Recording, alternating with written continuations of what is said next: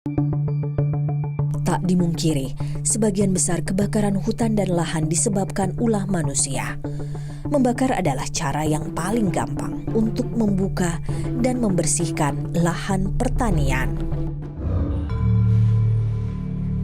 Hazet, warga desa Limbung, Kabupaten Kuburaya, Kalimantan Barat, tak menyangka dirinya kini berurusan dengan polisi karena kebiasaannya membakar lahan gambut untuk menanam padi. Hazet ditetapkan sebagai tersangka pembakar lahan oleh Polres Kuburaya.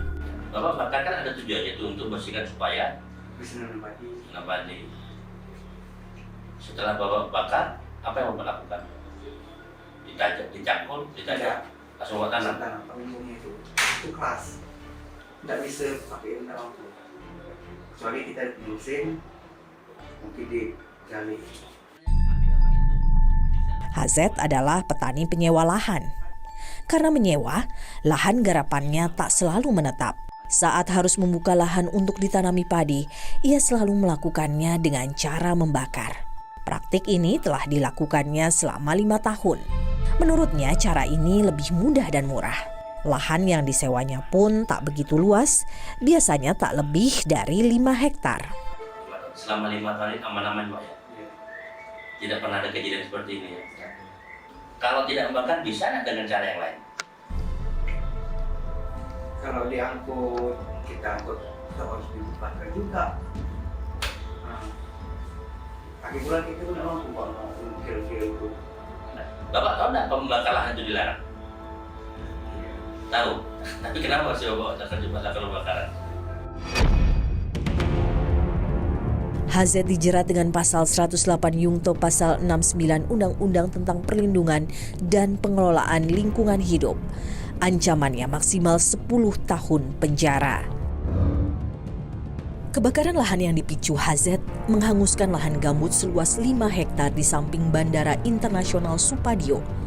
Angin kencang membuat api semakin liar, nyaris menjilat tembok bandara. Sepanjang tahun ini, total lahan yang terbakar di Kabupaten Kuburaya mencapai lebih dari 1.900 hektar. Meski demikian, hingga September, hanya 11 orang yang ditetapkan sebagai tersangka. Mereka adalah petani yang membakar untuk membuka lahan.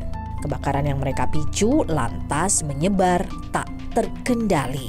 90% kebakaran lahan di wilayah Kuburaya adalah unsur kesengajaan, bukan faktor alam. Semuanya adalah lahan-lahan milik pribadi.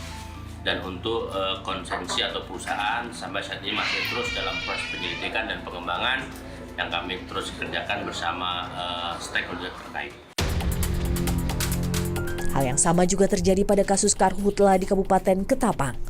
Perilaku masyarakat yang membuka lahan dengan cara membakar dituding sebagai pemicunya. Sepanjang 2023, 13 warga Kabupaten Ketapang dijadikan tersangka. Sudah ada 13 kasus yang kita tangani sepanjang tahun 2023, yang mana para pelaku melakukan pembakaran hutan dan lahan sama sekali tidak melakukan upaya ataupun prosedur sebagaimana yang sudah diatur di dalam tata cara pembakaran atau pembukaan lahan secara kearifan lokal. Bersama Kabupaten Kuburaya dan Sambas, Kabupaten Ketapang menempati 3 kabupaten penyumbang karhutla tertinggi di Kalimantan Barat. Kita mengenal ada namanya kearifan lokal dalam pembukaan lahan untuk pertanian atau pangan. Nah, jadi terkadang situasi ini yang oleh oknum masyarakat sedikit agak diselewengkan lah seperti itu ya. Tapi kami karena situasi seperti saat ini kami belum dapat memastikan secara detail mana yang disebabkan oleh pembukaan lahan dengan cara membakar atau kearifan lokal itu tadi. Di Kalimantan Barat, tradisi membakar untuk membuka lahan justru diberi ruang karena dinilai kearifan lokal. Sebuah kebijakan ironi. Pada 2022 lalu, Gubernur Kalimantan Barat mengeluarkan perda tentang pembukaan lahan perladangan berbasis kearifan lokal. Warga diizinkan membuka lahan dengan cara pembakaran terbatas dan terkendali. Syaratnya tak lebih dari 2 hektar lahan per kepala keluarga, serta dilarang dilakukan di lahan gambut. Namun di lapangan, implementasi aturan ini kerap tak terkendali alias tanpa pengawasan, hingga akhirnya menimbulkan kebakaran besar.